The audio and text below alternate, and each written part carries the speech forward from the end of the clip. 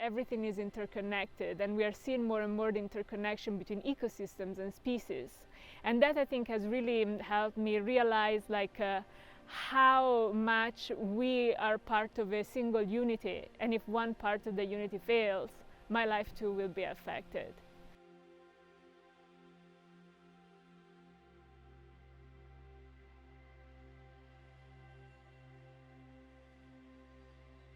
The focus of Talking Rivers is to engage human communities so that we all become aware of our roles and responsibilities in nature. We do that through conversation, but we also do that through art, because we believe that art is a great tool to share the voice of nature, to share the voice of water. And we believe that these ecosystems, these rivers, are all members of our community. They're our neighbors, they're our friends, they're our kin.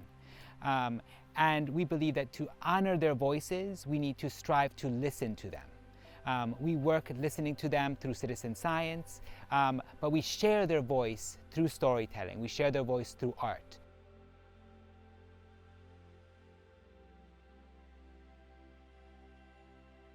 If the law passes in Potsdam, that will give a wide berth of protection, particularly downstream when it comes to Record River, because